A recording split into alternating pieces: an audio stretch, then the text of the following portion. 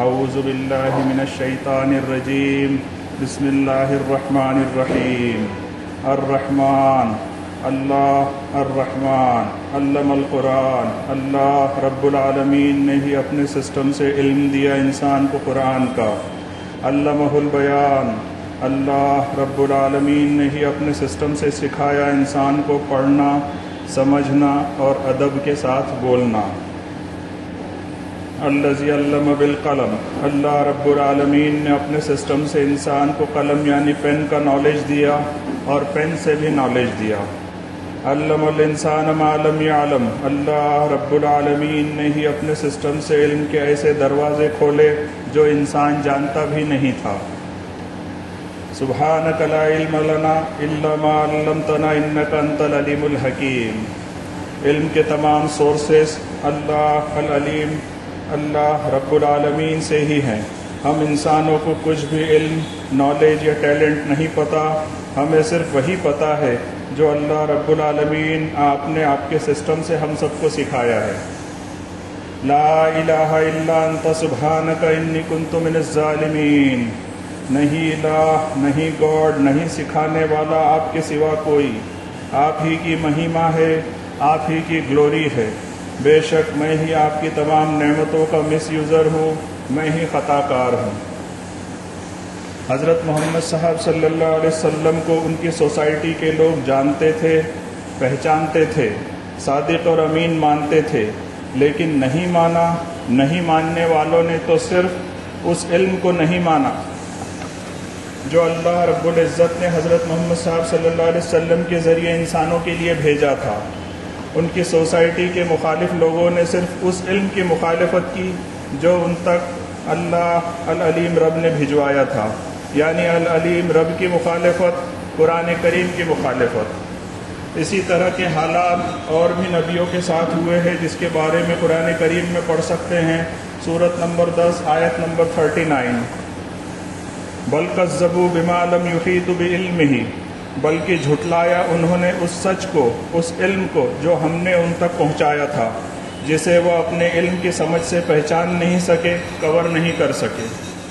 وَلَمَّا يَأْتِيهِمْ تَعْوِيلُهُ كَذَلِكَ كَذَّبَ الَّذِينَ مِن قَبْلِهِمْ، جبکہ پہنچایا گیا تھا یہ علم ان کے پاس ہمارے سسٹم سے اور جسے پورا ہو کر ہی رہنا تھا، انہوں نے بھی اسی اسٹائل میں جھٹلایا جس اسٹائل میں ان کے پہلے کے لوگ جھٹلا چکے ہیں.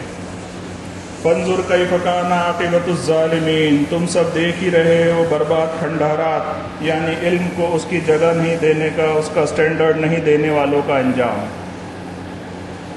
اس آیت شریفہ میں 3 باتیں کلیئر کر دی گئی ہیں. پہلی بات، علم نالج اگر پیش کیا جائے تو سننے والوں نے صرف سنتے ہی اسے ریجیکٹ نہیں کرنا چاہیے. اس کے بارے میں سورۃ البقرہ آیت نمبر 41 میں پڑھ سکتے ہیں. وَلَا تَكُونُوا أَوَّلَ كَافِرٍ بِهِ، کسی بھی علم کو سنتے ہی فرسٹ ریجیکٹر، اول کافر بہی، فرسٹ ریجیکٹر نہیں بننا چاہیے. اللہ نے جو علم تم تک پہنچایا ہے اس کا ایک سسٹم ہے. سننے والوں نے پہلے ان کی الفاظ کی گہرائی کو اسٹڈی کر کے سمجھتے ہوئے ریزلٹس حاصل کرنے چاہیے. اس کے بعد جسے نہیں ماننا ہے نہیں مانے، علم تو اللہ ہی العلیم رب کا ہے. دوسری بات، علم سے بات پیش کرنے والا سامنے جو دکھ رہا ہے اسے دیکھتے ہوئے انتظار کا کہہ رہا ہے. وہ اپنے علم سے وہی دکھا رہا ہے جو اسے دکھ رہا ہے، اس لیے کہ اس بات کا علم کا رزلٹ سامنے آ جائے تو انتظار کر لینا چاہیے، نہ کہ علم پہنچانے والے کے لیے پریشانیاں پرابلمز کھڑی کرتے رہنا یا علم پہنچانے والوں کو پریشان کرنا چاہیے. کیونکہ ہر چیز کے رزلٹ کا ایک وقت ہوتا ہے. اللہ رب العالمین کی زمین میں بویا ہوا ایک بیج بھی کیوں نہ ہو، وقت پورا کر کے اپنا رزلٹ دیتے ہوئے ہم سب لوگ ہمیشہ دیکھتے ہی ہیں. پہلی بات، علم کو نہیں ماننا نہیں مانو لیکن پریشان نہیں کرو. دوسری بات، انتظار نہیں کرنا مت کرو لیکن عجیب ڈیمانڈ مت کرو. ایسا کیا تو تیسری بات لاگو ہو کر رہتی ہے اللہ کی طرف سے عذاب کی. اللہ رب العالمین کا عذاب آنے کے بعد انسان بھی برباد کھنڈرات سے کم نہیں رہ جاتا. آج کی اسٹڈی میں ہم سمجھتے ہیں کہ اللہ رب العالمین نے سوشل ایونٹس کے تعلق سے کیا وارننگز دی ہے.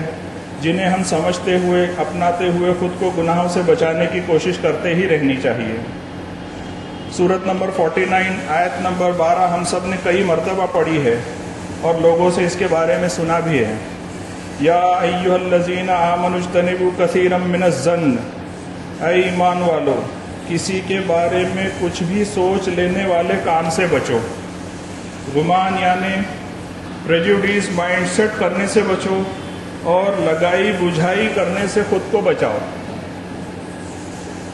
ان بعض الظن اسم ولا تجسسوا ولا یغتب بعضکم بعضا، بے شک کئی سوچ یعنی کسی کے بارے میں کچھ بھی امیجن کرنا گناہ بن جاتا ہے، اور نہ ہی تم آپس میں کسی کی جاسوسی کرتے رہنا، اور نہ ہی تم آپس میں کسی کے بھی بارے میں بری باتیں کرتے رہنا۔ اگر تم سب لوگ ایسی حرکتیں کرو گے تو آپس میں خیر کے جذبات پنپنے سے پہلے ہی ختم ہو جائیں گے، اور ایسی حرکتیں انسانوں کے بیچ دوریاں بڑھا دیتی ہیں۔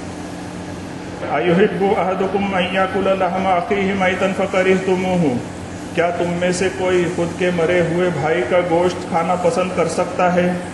کیا اسے اس طرح گوشت کھانا برا نہیں لگے گا؟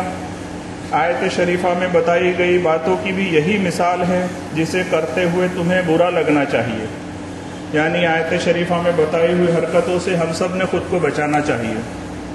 واتقوا اللہ ان اللہ تواب الرحیم، اگر یہ کام ہم میں سے کسی سے ہو گئے ہیں یا ہم سب کر رہے ہیں تو اس انسان نے خود کی غلطی مانتے ہوئے، نادم ہو کر، اپنی حرکتوں سے توبہ کرتے ہوئے، اپنی غلطی کو سدھارتے ہوئے، اللہ رب العالمین کی آیتوں میں آئے ہوئے آرڈر سے، ہدایت کے میسیجز کو ساودھانی سے اپناتے ہوئے خود کی زندگی سنوارنی چاہیے۔ اللہ رب العزت نے ان سب برے کاموں کی برابری کا درجہ مرے ہوئے بھائی کے گوشت کھانے کے برابر رکھا ہے۔ ہم سب لوگ جو آپس میں ایک دوسرے کی کھینچائی کرتے ہی رہتے ہیں، سب کو برا ہی برا کہتے رہتے ہیں، یہ سب برے کام ہم لوگ صرف زندہ انسانوں کے ساتھ ہی کرتے ہیں، اور ان سب میں علم ہی یوز کیا جاتا ہے۔ بنا علم ہم لوگ کسی کو بھی پریشان نہیں کر سکتے۔ وہی انسان جسے پریشان کیا جا رہا ہے اگر وہ مر جائے تو ہم آپس کے لوگ اس کی مغفرت کے لیے الگ الگ پروگرام رکھتے ہیں تاکہ وہ اللہ کے عذاب سے بچ جائے، لیکن جیتے جی دنیا میں ہم لوگ اسے خود اپنی سوچ، زبان کے الفاظ سے بچنے ہی نہیں دیتے۔ سوچنا چاہیے کہ زندگی تو اللہ رب العزت کی دی ہوئی ہے، تو میں کیوں اس کی بے عزتی کر رہا ہوں؟ کیا یہ اللہ العلیم رب کی عزت کرنا ہوگا؟ جس کی ہم بے عزتی کرتے ہیں وہ خود کے دونوں ہاتھ اٹھا کر بارگاہ الہی میں ہماری شکایت کرے تو ذرا غور کیجئے کہ وہ کس کے پاس ہماری شکایت کرتے ہوئے فریاد کر رہا ہے؟ اللہ رب العالمین کے پاس، جو ہم سب کا پالن ہار ہے۔ اور واقعی میں اس معاملے میں اللہ رب العزت کی اور سے کبھی کوئی ایکشن نہیں ہوگی، کیا ہم ایسا سمجھتے ہیں؟ اور اگر ایکشن ہوئی تو ایکشن کا بھگتان کسے کرنا ہوگا؟ ذرا سوچئے کہ ہماری شکایت ہمارے ہی رب کے پاس۔ رب الناس تو خاموش آہٹ بھی سنتے ہیں، اللہ رب العزت اپنے سسٹم سے ہر معاملے کا خود گواہ ہوتے ہیں۔ ہو سکتا ہے کہ آج جو ہم سب کے حالات ہیں وہ ہم سے کسی نہ کسی معاملے میں پریشان انسان کی بارگاہ الہی میں شکایت کے سبب ہو، یا ہمارے اور دیگر گناہوں کے سبب ہو۔ کام بنانے کے لیے تو بہت دماغ چلاتے ہیں ہم سب لوگ، اللہ سے کام بنانے کے لیے اللہ کے دیے ہوئے علم کا یوز تو کرنا ہی چاہیے۔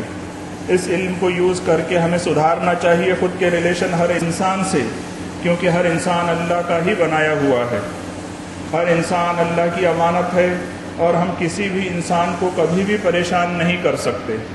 جبکہ ہم سب لوگ قرآن کریم کی تلاوت میں پڑھتے ہی ہیں، سورۃ المائدہ آیت نمبر 32، انہ من قتل نفسا بغیر نفس او فساد فی الارض فکانما قتل الناس جمیعا ومن احیاها فکانما احیا الناس جمیعا۔